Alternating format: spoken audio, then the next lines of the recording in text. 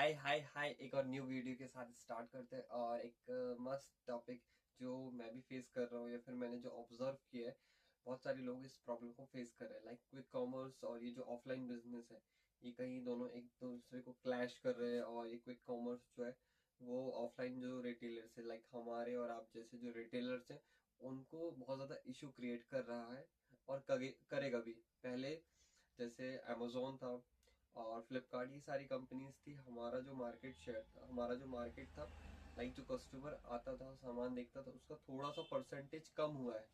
उसके बाद में फिर अब क्विक कॉमर्स आ गया, तो इसमें लोग जैसे किराना के आइटम हो गए, बहुत जल्दी वो चाहते हैं कि यार हमें क्विक डिलीवर हो जाए। तो ऐसा सिटीज में तो बहुत ज्यादा होता है, एक इशू हो रहा है। एंड धीरे धीरे ये अपने लाइक गांव लेवल पे भी आएगा, एक डिसेंट लेवल तक आएगा कि जो दुकानदार है उनको भी प्रॉब्लम होगी। सो ये इस प्रॉब्लम को समझते हैं और एक्चुअल में इसको कैसे सॉल्व आउट करना है वो देखते हैं। एंड माय नेम इज सर्वज्ञ पटवा, और एक ये मेरा प्यारा सा चैनल है जिसमें मैं जितने भी रिटेलर्स हैं, अपनी दुकान से रिलेटेड प्रॉब्लम्स हैं, यहाँ पे शेयर करता हूँ। और उसको कैसे मैं सॉल्व आउट कर पा रहा हूँ इजीली, उसके बारे में यहाँ पे मैं बताता हूँ। तो जैसे हमारा ऑफलाइन बिजनेस है, क्या होता है, शुरू से चलता आ रहा है कि एक दुकान है, आपने एक लाइक किराए की दुकान ले चुकी है या फिर आपकी जगह पे आपने एक शॉप बनाई हुई है, वहां पे कस्टमर आता है और आप उसको सामान देते हो, वो चला जाता है। बट फिर कुछ टाइम के बाद क्या आया, ऑनलाइन बिजनेस आया, वहां पे लोग ऑनलाइन चीजें मंगाने लगे, जैसे अमेजोन, फ्लिपकार्ट, इन टाइप के प्लेटफॉर्म्स पे का यूज करके। तो हमारा लगभग थोड़ा बहुत चीजें ऐसा था कि हो जाता था, मतलब इतना ज्यादा इफेक्ट नहीं करती थी ये चीजें।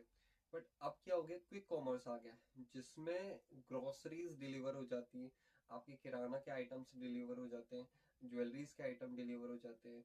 अगर आप रेस्टोरेंट बिजनेस में, तो पहले स्विगी वगैरह थे, तो वो आधे एक घंटे में डिलीवर करते थे कोई चीज अगर आपको खाने पीने की।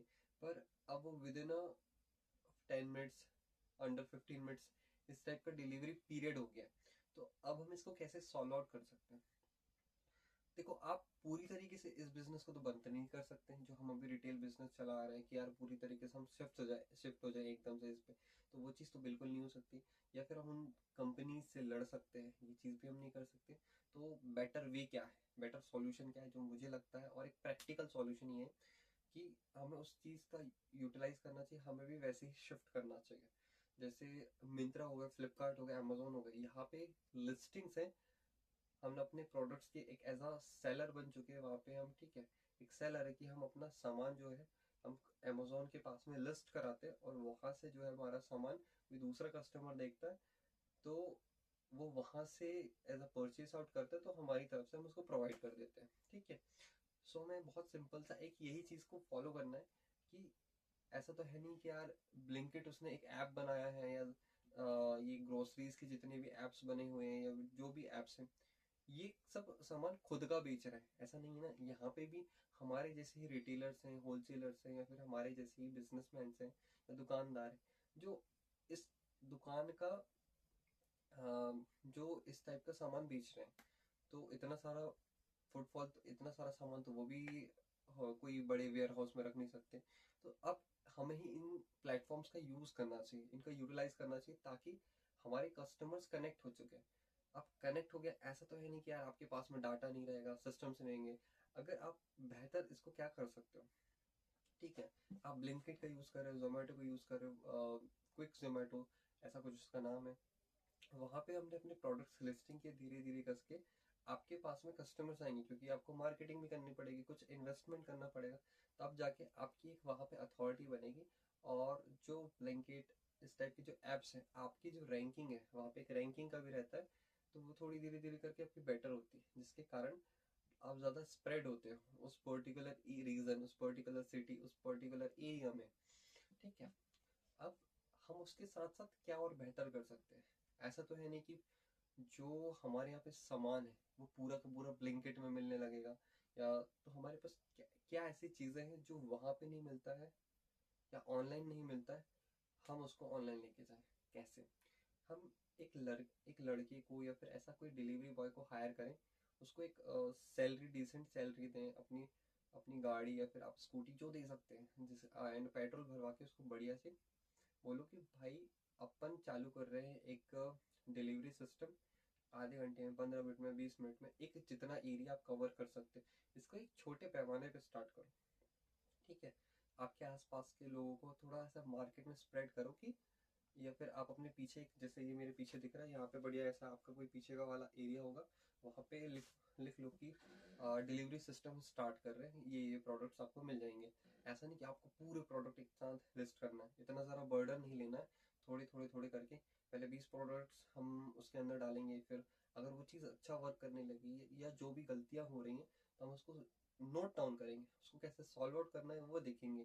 छोटे छोटे स्टेप्स करके हम वही चीज़ को, जो ब्लिंकिट में जो चल रहा है वो चलते रहेगा, जो इसमें हम अलग से बेटर इनोवेशन कर सकते हैं, अपने जो प्रोडक्ट्स हैं जो नहीं चल रहे हैं इन प्लेटफॉर्म्स में, हम उसका यूटिलाइज करके वहां से कस्टमर्स गेन कर सकते हैं। क्योंकि हमारे पास एक फिर धीरे धीरे करके एक डाटा भी आएगा कि यार ये लोग हैं जो ऑनलाइन या फिर घर पे सामान पसंद करते हैं, तो हम वहाँ पे कुछ डिलीवरी भी चार्जेस रख सकते हैं कि 10 रुपये, 15 रुपये, 20 रुपये, एक डिसेंट अमाउंट। क्योंकि बहुत बड़ा अमाउंट आप लोगे तो व्यक्ति बोलेगा यार 20 रुपये का सामान है, इससे अच्छा तो मैं बाजू वाली किराना की दुकान चल जाता हूँ। ऐसा नहीं होना चाहिए, इसलिए आप एक लिमिटेड अमाउंट रखिए, 10 रुपये या 15 रुपये एवरेज, वो डिपेंड करता है।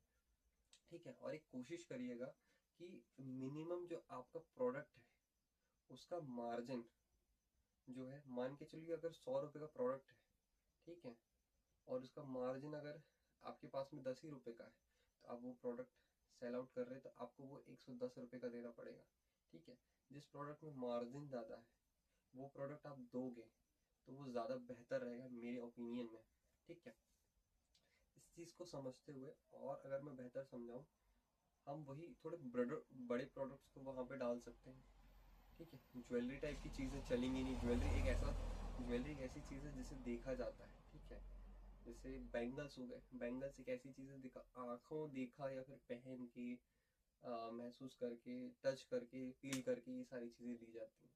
और कुछ ऐसी चीज़ें जैसे कॉस्मेटिक्स हो गई, इसमें अब तुम कितना ही देखोगे, लिमिट की चीज़ें डाल दो, वहाँ आप ट्राई कर सकते हो।